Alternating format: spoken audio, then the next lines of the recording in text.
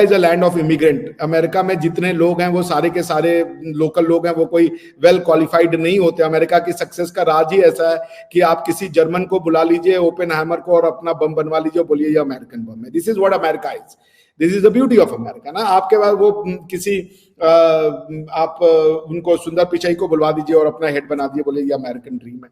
So it that's the beauty of America. It draws talent from the world and then simply अपना दिमाग अपना वो ठप्पा लगा के भेज देता है मेड इन अमेरिका ना, कि भैया इनको मार के भगा देंगे। कोई नहीं कहता। ये मेरा ये मानना है नहीं, क्योंकि ये जो गन शॉट हुआ ना, जो अटेम्प्ट टू मर्डर हुआ ट्रम्प के ऊपर, उसने एक जो है ना बहुत लोगों को सोचने पर मजबूर कर दिया है कि ये हो क्या रहा है अमेरिका में। आज अगर आपने देखा होगा, नमस्कार दोस्तों, मैं अंबर जैदी एक बार फिर से आप सबका स्वागत करती हूँ हमारे आज के खास कार्यक्रम में। और आज के कार्यक्रम में हमारे साथ मौजूद हैं डॉक्टर अभिषेक मिश्रा। उनसे हम बातचीत करेंगे यूएस इलेक्शंस पर। सबसे पहले आपका बहुत बहुत स्वागत है। नमस्कार। नमस्कार, धन्यवाद अंबर जी, आपके साथ पुनः आकर के। आपके फैन भी है और आपके साथ कार्यक्रम भी करने को मिल रहे, it's a double Joy for me. बहुत धन्यवाद आपका अभिषेक जी, और काफी लंबे समय पर आप आए हैं हमारे चैनल पर। और आज का जो टॉपिक है, जो मुद्दा है, वो जो यूएस इलेक्शंस है उस पर, क्योंकि अभी तक जो प्रेसिडेंशियल डिबेट के बाद सवाल उठ रहे थे जो बाइडेन को लेकर, वो क्योंकि वो काफी कमजोर नजर आए थे प्रेसिडेंशियल डिबेट में, और उनके ऊपर ये दबाव बढ़ गया था कि उनको दावेदारी से पीछे हटना चाहिए। और उस दबाव के चलते बाद में फिर कमला हैरिस अब रेस में आगे आई हैं, यानी कि अब ट्रंप और कमला हैरिस के बीच मुकाबला होने वाला है। और जो सर्वे की रिपोर्ट्स आ रही हैं उसमें कमला हैरिस को बढ़त मिलती हुई नजर आ रही है। सबसे पहले तो ये जो मुकाबला है ट्रंप और कमला हैरिस के बीच में, इसको आप कैसे दे रहे हैं? क्योंकि पहले बाइडेन और ट्रंप के बीच था, तो बाइडेन के ऊपर एज फैक्टर हावी हो रहा था। अब कमला हैरिस क्योंकि वो यंग है, तो अब ट्रंप के ऊपर वो एज फैक्टर हो जाएगा। किस तरह से देख रहे हैं ओवरऑल इस? नहीं, बिल्कुल आपने सही कहा कि Trump versus Biden was a lost case for Democrats, but Kamala Harris has at least given some chance ना, कुछ तो चांस दिया है उन्होंने। देखिए, अमेरिका एक वाइट डोमिनेंट कंट्री है, तो वाइट्स का जो एक से है वो तो रहेगा ही रहेगा। इसलिए Kamala Harris as a non white would be appealing to many people जो कि वाइट बैकलैश को या वाइट सुप्रीमेसी को नहीं देखना चाहते हैं, तो वहां पे उनके पास एज है। मगर कमला हैरिस जी के साथ जो प्रॉब्लम यह है कि वो एक्सट्रीम लिबरल है, जिसको आप कह लीजिए लेफ्ट लिबरल वाला गैंग या जो लेफ्ट लिबरल वाला ब्लॉक है, उसमें वो अपने आप को पाती हैं। तो उनके जो व्यू पॉइंट है, कश्मीर को लेके भी सबको पता है, पैलेस्टाइन को लेके भी सबको पता है, तो उस तरीके से तो वो काफी वहां की लेफ्ट लिबरल को काफी अपील कर रही हैं। बट क्या वो ट्रंप को हरा पाएंगी डिस्पाइट वॉट एवर जो प्रोजेक्शंस आ रहे हो? मेरा ये मानना है नहीं, क्योंकि ये जो गन शॉट हुआ ना, जो अटेम्प्ट टू मर्डर हुआ ट्रंप के ऊपर, उसने एक जो है ना बहुत लोगों को सोचने पर मजबूर कर दिया है कि ये हो क्या रहा है अमेरिका में। आज अगर आपने देखा होगा, इलॉन मस्क का एक स्टेटमेंट सामने आया है जिसने क्रांति मचाई हुई है। उस स्टेटमेंट में वो ये कहते हैं कि उनका जो एक बेटा था जेवियर, उसको ट्रांसजेंडर बनाने के लिए दवा दे दी, जबकि बोल रहे थे कि ये कोविड की दवा या किसी और चीज की वैक्सीन है, और उनके बेटे को जो है वो ट्रांसजेंडर में उन्होंने कन्वर्ट करने की कोशिश की, एंड उसकी वजह से ही सेड कि माय सन इज डेड। तो पॉइंट ये है कि हालांकि उनका बेटा शायद अब ट्रांसजेंडर के आइडेंटिटी में रहता है, इसलिए वो कह रहे हैं कि my son is dead, but the boy is living in some other under some other identity. तो ये एक प्रॉब्लम तो है ना। अब इलॉन मस्क ने तो टाल ठोक दी कि हम जो है वो लेफ्ट लिबरल से या वोकिज्म जिसको कहते हैं उससे हम लड़ेंगे। तो उसको देखते हुए मुझे नहीं लगता कि कमला हैरिस जी का बहुत ज्यादा चांस है। $45 मिलियन जो है वो इलॉन मस्क ने इनके कैंपेन के लिए प्लेज किया है ट्रम्प साहब के। सो जिसे कह लीजिए certain section of people have ganged up or have come against against the, जिसे कह लीजिए आप, डेमोक्रेट्स। तो मुझे नहीं लगता कि कमला हैरिस जी का बहुत बड़ा चांस है ट्रम्प के अगेन में। He will have a thumping majority, जो मेरा मानना है कि बड़े आराम से जीतेंगे नवंबर का इलेक्शन वो। जी, बिल्कुल, मुझे भी ऐसा लग रहा है, लेकिन जो एक फैक्टर कमला हैरिस के साथ ये है कि वो भारतीय मूल से हैं, और उसको लेकर, भारत को लेकर के अगर कमला हैरिस इलेक्शंस में जीत जाती हैं, तो भारत के साथ किस तरह के रिश्ते होंगे? क्योंकि डोनाल्ड ट्रंप के साथ भी भारत के साथ बहुत अच्छे रिश्ते रहे। हमारे प्रधानमंत्री मोदी से काफ़ी नज़दीकी रिश्ता रहा, और बहुत अच्छे संबंध रहे उनके समय में। हालाँकि बाइडेन के साथ भी, क्योंकि यूएस के साथ हमारे अच्छे रिश्ते हैं ओवरऑल, लेकिन क्योंकि कमला हैरिस खुद भारतीय मूल से हैं, अगर वो जीत कर आती हैं, तो क्या भारत के साथ रिश्तों में कोई हमें बदलाव नजर आएगा, या फिर जो जिस तरह से उनका रुख रहा है टिपिकली वही रहेगा? क्योंकि ऋषि सुनक से भी काफी उम्मीदें थी, क्योंकि वो भारतीय मूल के थे, एक हिंदू, तो लेकिन कुछ खास फर्क नहीं हो पाया। फ्री ट्रेड एग्रीमेंट भी कहीं किसी नतीजे पर नहीं पहुंच पाया। देखिए, मैं इसको यूं देखता हूं ना कि कमला हैरिस जी अपने आप को अफ्रीकन ज़्यादा आइडेंटिफाई करती हैं, और जो चट्टी बिरादरी यानी जो तमिलियन आइडेंटिटी है उसको वो कम एक्नॉलेज करती हैं। पिछले इलेक्शन में भी जब वो वाइस प्रेसिडेंट की कैंडिडेट बनी थी तो उन्होंने बहुत समय तक एक्नॉलेज भी नहीं किया था अपनी इंडियन एंसेस्ट्री को। बट अंडर सर्टन प्रेशर, क्योंकि एक इंडियन वोट बैंक है, प्लस इंडियन एक इन्फ्लुएंशियल कम्युनिटी है, नॉन वाइट माइग्रेंट्स में वो सबसे रिच कम्युनिटी इंडियन है, तो उसको इन्फ्लुएंस करने के लिए उनको अंत में अपनी इंडियन आइडेंटिटी को भी एक्नॉलेज करना पड़ा था। But she doesn't see herself Indian. वो दूसरी बात की मुझे लगता है कि कोई अगर इंडियन आ जाता है तो कोई खास फर्क नहीं पड़ेगा, क्योंकि एक इंडियन तो ज्यादा इस बात को इंश्योर करेगा कि मैं प्रो इंडियन ना दिखूं, मैं न्यूट्रल दिखूं, तो उसके लिए ट्रांजैक्शन मुश्किल हो जाएगा। तो आई वांट कि कोई इंडियन आके बैठे अगर डिजर्विंग है, जैसे विवेक रामास्वामी एक अच्छे कैंडिडेट दिख रहे थे इस बार, नहीं तो अगले बार, बिकॉज इज प्रीटी यंग।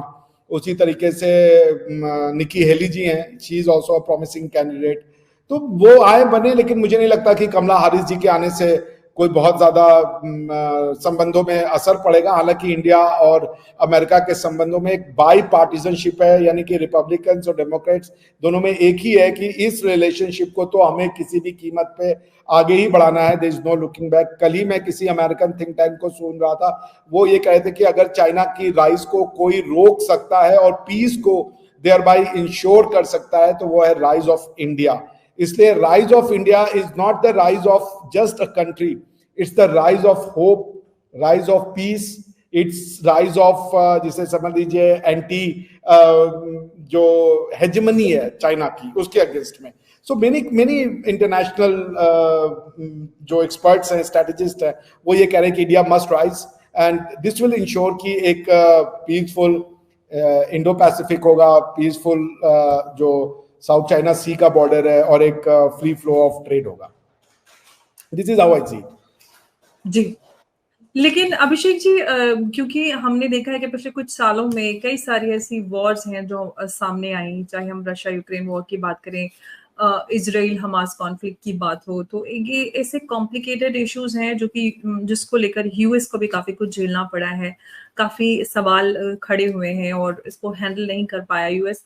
तो अगर ट्रम्प या कमला हैरिस, जो कोई भी जीत कर आता है, जो ये वॉर्स है, क्या इनको एंड करने के लिए कुछ बीड़ा उठा पाएंगे या खत्म कर पाएंगे उसको?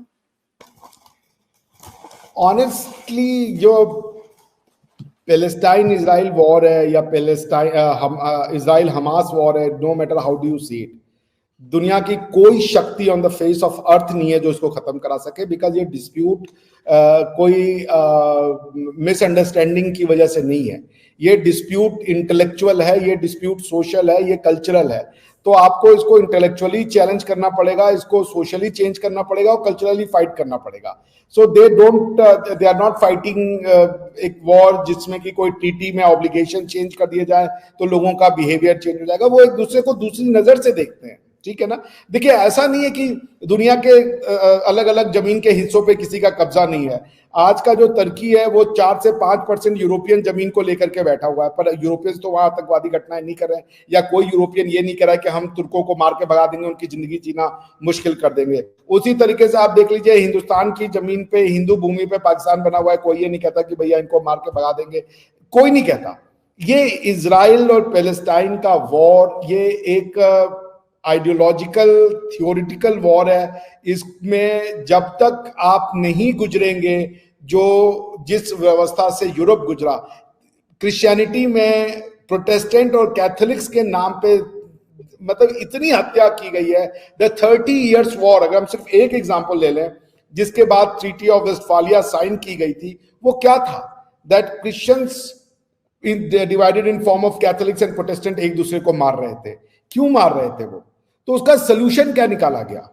उसका सोल्यूशन निकाला गया कि भाई आपको सेक्युलरिज्म की ओर जाइए, आप नेशन स्टेट की तरफ जाइए। आप अगर रिलीजन के बेसिस पे या रिलीजन को कॉन्स्टिट्यूशन बनाएंगे, बाइबल को दुनिया का कॉन्स्टिट्यूशन बनाएंगे, तो आप बहुत प्रॉब्लम्स में फंसेंगे।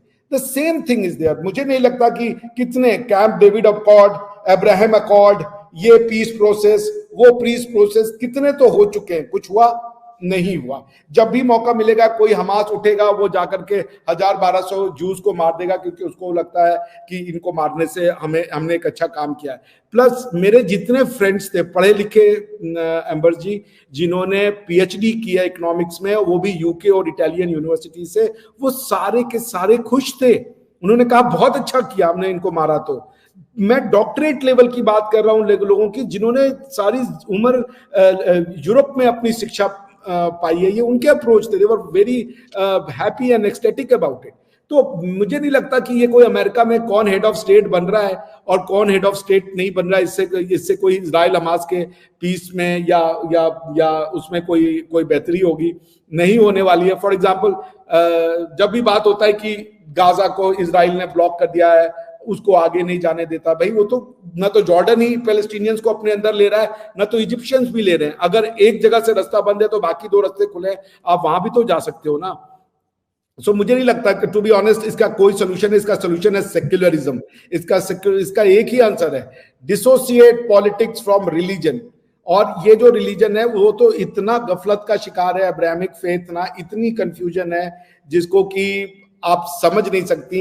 वो बैठ करके जब तक कोई उनको नहीं समझाएगा वो समझ नहीं पाएंगे। जैसे क्रिश्चियनिटी है, आप एक क्वेश्चन लोगों से पूछिए ना, यहूदियों ने मोनोथीज्म का कॉन्सेप्ट दिया, पर यहूदियों ने लोगों को यहूदी क्यों नहीं बनाया? भाई यहूदी, it was the juice who gave the world the concept of monotheism, but why didn't juice were after converting people? क्योंकि जूस से जब ये यूरोप में गया तो आज क्रिश्चियनिटी जो लोग प्रैक्टिस करते हैं वो बेसिकली यूरोपियन कल्चर को क्रिश्चियनिटी मान के प्रैक्टिस कर रहे होते हैं। जहां पे इटालियन गए वो इटालियन कल्चर को, इटालियन भाषा को क्रिश्चियनिटी समझते हैं। जहां पे इंग्लिश का है वो इंग्लिश भाषा को क्रिश्चियनिटी समझते हैं। सो ओवरऑल एक यूरोपियन कल्चर को आप रिलीजन समझ के प्ले कर रहे होते हो, जो उसमें डिविनिटी नाम की कोई चीज होती नहीं है, बिकॉज जो डिविनिटी है वो बेसिकली तो जुडाइज्म की है। और वो भी देखिए, वो कहते हैं Judeo tradition, Judeo Christian tradition, वो उनको अपना पार्ट ही नहीं मानते, जबकि Jesus Christ. So anyway, the bottom line I am simply trying to say Ambar जी की ये जो प्रॉब्लम है, इसका सोल्यूशन सिर्फ और सिर्फ एकेडमिक है, इंटेलेक्चुअल है और थियोरिटिकल है। लोग मरते रहेंगे, इसको कोई अमेरिका में प्रेसिडेंट कौन बन रहा है कौन नहीं, इससे कुछ फर्क नहीं पड़ेगा। यूएस में एक सबसे बड़ा जो चैलेंज बाइडेन की लीडरशिप में देखने के लिए मिल रहा है, क्योंकि बहुत सारे लोग जो यूएस में रहते हैं उनसे मेरी बात होती है, सबका कहना है कि यहाँ पर नौकरियां नहीं है, इमिग्रेंट्स की बहुत ज्यादा प्रॉब्लम है, बहुत सारे लोग यहाँ पर आ गए हैं, काम नहीं है, लोग छोटे छोटे काम करने पे मजबूर हैं, इनफैक्ट छोटे काम भी नहीं मिल रहे। तो क्या उसमें हम कुछ बदलाव देखेंगे ट्रम्प की लीडरशिप में? यस, बिल्कुल। ट्रम्प एक प्रोटेक्शनिस्ट है, मैं नेशनलिस्ट वर्ड से थोड़ा परहेज करता हूँ। तो वो एक प्रोटेक्शनिस्ट है, वो चाहते हैं कि जो अमेरिकन बिजनेस है वो अमेरिका में आए। उन्होंने बार बार कहा है कि अगर बिजनेसेस बाहर जाते हैं तो हम उसको टैक्स करेंगे, हैवी टैक्स करेंगे। तो वो जो बैक ऑफिसेस का कॉन्सेप्ट है उसको वो बंद करेंगे, मगर उसकी उनको प्राइस पे करनी पड़ेगी, बिकॉज की उससे एम्प्लॉयमेंट थोड़ी बढ़ जाए, लेकिन जो कॉस्ट ऑफ लिविंग है वो बहुत ज्यादा इन्फ्लेट करेगी, बिकॉज कि जिस प्राइस पे वो बनवाएंगे अपने यहाँ पे और जिस प्राइस पे वो यहाँ से लेते हैं उसमें बहुत जमीन आसमान का अंतर हो जाएगा। और चूंकि वो ये वादा कर रहे हैं, jobs are a big thing, because की इकोनॉमिक जो ग्रोथ है वो रुकी हुई है, जॉब क्रिएशन नहीं हो रहे हैं, तो उसके लिए ये एक ऑप्शन चुना जा रहा है कि भाई अगर वापस से फैक्ट्रीज हम यहाँ ले आए तो इसका बहुत फर्क पड़ेगा। मगर America is a land of immigrant. America में जितने लोग हैं वो सारे के सारे लोकल लोग हैं, वो कोई वेल क्वालिफाइड नहीं होते। अमेरिका की सक्सेस का राज ही ऐसा है कि आप किसी जर्मन को बुला लीजिए, ओपेनहाइमर को, और अपना बम बनवा लीजिए, बोलिए ये अमेरिकन बम है। This is what America is, this is the beauty of America ना। आपके पास वो किसी आप उनको सुंदर पिचाई को बुलवा दीजिए और अपना हेड बना दिए, बोले ये अमेरिकन ड्रीम है। So it that's the beauty of America, it draws talent from the world and then simply अपना दिमाग, अपना वो ठप्पा लगा के भेज देता है मेड इन अमेरिका ना। जैसे हम लोग चाइना से सामान लेकर के मेड इन चाइना करके या असेंबल्ड इन चाइना भेजते हैं, वही हिसाब किताब है। So and this is a good idea America. और यही बात हम शुरू से कहते रहे तो हमें लोग पता नहीं क्या क्या कहने लगे। एनीवेज, तो मेरा ये मानना है कि प्रोटेक्शनिज्म बढ़ेगी, ट्रेड का जो इम्बैलेंस है वर्ल्ड में वो भी बढ़ेगा, but at the same time जो इंडिया की ग्रोथ उन्होंने प्रॉमिस की है अपने लोगों को, वो भी उनको इंश्योर करनी पड़ेगी। India will be the beneficiary, क्योंकि जो चाइना से जो बिजनेसेस, इंटरनेशनल बिजनेसेस शिफ्ट होंगे, जो कैटर कर रहे हैं इस रीजन को या आसपास के रीजन को, वो सारे के सारे इंडिया आएंगे या वियतनाम जाने के चांसेस है, क्योंकि रीअलाइनमेंट ऑफ दी जो वर्ल्ड ऑर्डर है, चाहे वो ट्रेड ऑर्डर हो, चाहे वो लॉजिस्टिक का ऑर्डर हो, उसमें India will have a big chunk. तो हमें कोई चिंता करने की बात नहीं है ऐसी, क्योंकि हम बहुत ज्यादा अमेरिकन बिजनेस लेते भी नहीं है। जो अमेरिकन बिजनेस मोस्टली आता है वो अगर मैन्युफैक्चरिंग का देख लें तो वो चाइना जाता है। और रही बात जो आईटी सेक्टर है, तो उसमें अमेरिका के पास कोई ऑप्शन नहीं है, वहां वो जॉब क्रिएट नहीं कर सकते, क्योंकि it's a skill based job. तो आप भले प्लम्बर और ये मैकेनिक्स का तो जॉब क्रिएट कर सकते हैं, बट आप अपनी पॉपुलेशन को ओवरनाइट आईटी में स्किल तो नहीं कर सकते। वो तो आपको इमिग्रेशन के थ्रू बुलवाना ही पड़ेगा या आपको अपना कॉन्ट्रैक्ट बाहर देना पड़ेगा। So India is that was pretty safe. बहुत ज्यादा प्रोटेक्शनिज्म का हमारे ऊपर फर्क नहीं पड़ेगा, क्योंकि हमारे पास बहुत ज्यादा अमेरिकन बिजनेस है भी नहीं। जी, एक बात और अभिषेक जी, क्योंकि डोनाल्ड ट्रंप और कमला हैरिस की हमने बात की है और यूएस में बहुत सारे भारतीय हैं, और अगर बात की जाए कि भारतीयों की पहली पसंद कौन है, हालांकि कमला हैरिस का भारतीय मूल से है, बट फिर भी आपको क्या लगता है कि भारतीयों का झुकाव किसकी तरफ ज्यादा नजर आ रहा है?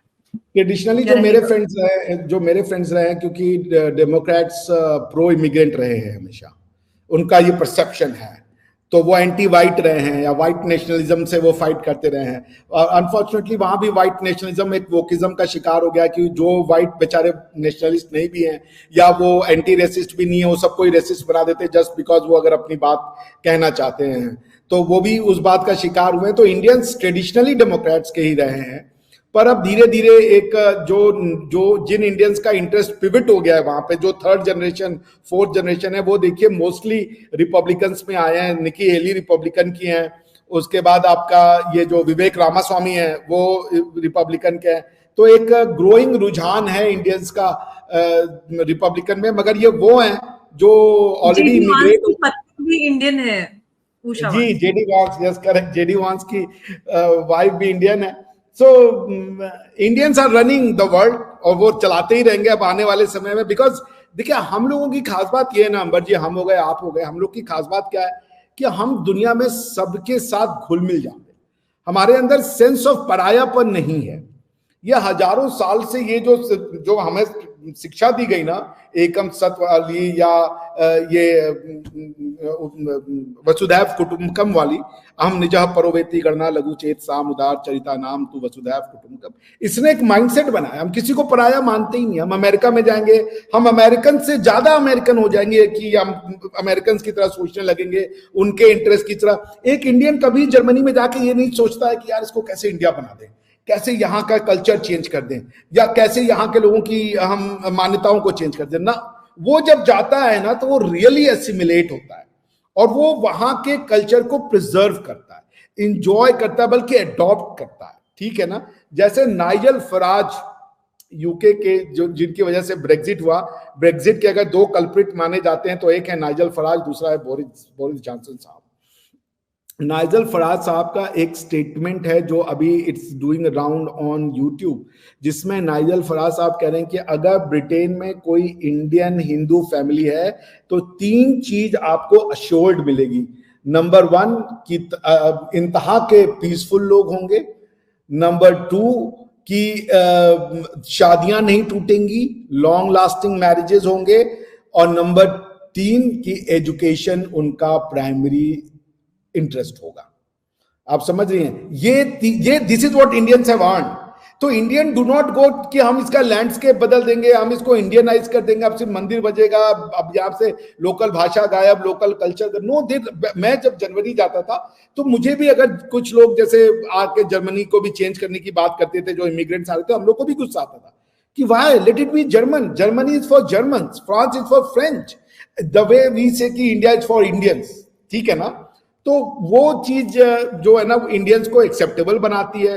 इंडियंस कहीं भी जाता है वो थ्रेट नहीं होता, वो उनकी भाषा को सीखता है, उनके कल्चर को सीखता है, उसको वो किसी भी तरीके के उससे नहीं, डेरोगेटरी निगाहों से नहीं देखता, वो उसका सम्मान करता है, चाहे वो अरेबिया में जाए, चाहे वो यूरोप में जाए, चाहे वो अमेरिका में जाए।